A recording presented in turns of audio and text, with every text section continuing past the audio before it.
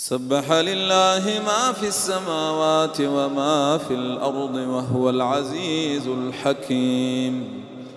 هو الذي أخرج الذين كفروا من أهل الكتاب من ديارهم لأول الحشر ما ظننتم أن يخرجوا وظنوا أنهم مانعتهم حصونهم من الله فأتاهم الله من حيث لم يحتسبوا وقذف في قلوبهم الرعب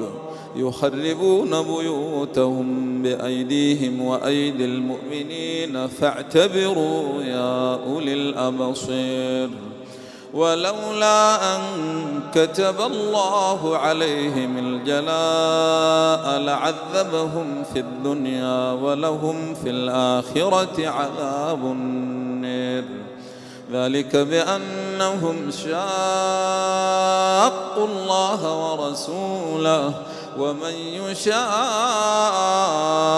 الله فإن الله شديد العقاب. ما قطعتم من ليلة أو تركتموها قائمة على أصولها فبإذن الله وليخزي الفاسقين. وما أفاء الله على رسوله منهم فما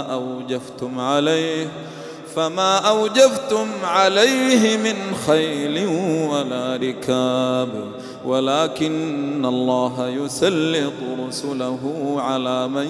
يشاء والله على كل شيء قدير. ما أفاء الله على رسوله من أهل القرى فلله وللرسول ولذي القربى واليتامى والمساكين وبن السبيل كي لا يكون دولة بين الأغنياء منكم. وما آتاكم الرسول فخذوه وما نهاكم عنه فانتهوا واتقوا الله إن الله شديد العقاب. للفقراء المهاجرين الذين أخرجوا من ديارهم وأموالهم يبتغون فضلا من الله ورضوانا وينصرون الله ورسوله أولئك هم الصادقون. والذين تبوأوا الدار والإيمان من قبلهم يحبون من هاجر إليهم ولا يجدون في صدورهم حاجة مما أوتوا ويؤثرون على أنفسهم ولو كان بهم خصاصة ومن يوق شح نفسه فأولئك هم المفلحون. والذين جاءوا من بعدهم يقولون ربنا اغفر لنا ولإخواننا الذين سبقونا بالإيمان ولا تجعل في قلوبنا غلا للذين آمنوا ربنا إنك رؤوف رحيم. ألم تر إلى الذين نافقوا يقولون لإخوانهم الذين كفروا من أهل الكتاب لئن أخرجتم لنخرجن معكم ولا نطيع فيكم أحدا أبدا وإن قوتلتم لننصرنكم والله يشهد إنهم لكاذبون. لئن أخرجوا لا يخرجون معهم ولئن قوتلوا لا ينصرونهم ولئن نصروهم ليولن الأدبار ثم لا ينصرون. لأنتم أشد رهبة في صدورهم من الله ذلك بأنهم قوم لا يفقهون. لا يقاتلونكم جميعا إلا في قرى محصنة أو من وراء جدار بأسهم بينهم شديد تحسبهم جميعا وقلوبهم شتى ذلك بأنهم قوم لا يعقلون كمثل الذين من قبلهم قريبا ذاقوا وبال أمرهم ولهم عذاب أليم كمثل الذين من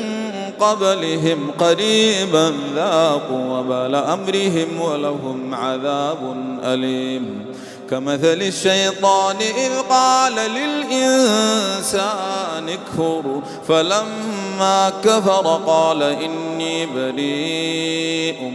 منك إني أخاف الله رب العالمين فكان عاقبتهما أنهما في النار خالدين فيها وذلك جزاء الظالمين يا أيها الذين آمنوا اتقوا الله ولتنظر نفس ما قدمت لغد واتقوا الله إن الله خبير بما تعملون ولا تكونوا كالذين نسوا الله فأنساهم أنفسهم أولئك هم الفاسقون لا يستوي أصحاب النار وأصحاب الجنة أصحاب الجنة هم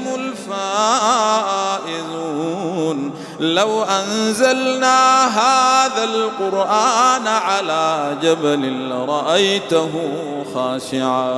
لرأيته خاشعا متصدعا من خشية الله وتلك الأمثال نضربها للناس لعلهم يتفكرون هو الله الذي لا إله إلا هو عالم الغيب والشهادة هو الرحمن الرحيم هو الله الذي لا إله إلا هو الملك القدوس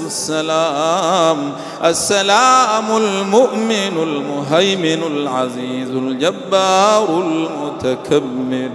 سبحان الله عما يشركون هو الله الخالق البارئ المصور له الأسماء الحسنى يسبح له ما في السماوات والأرض وهو العزيز الحكيم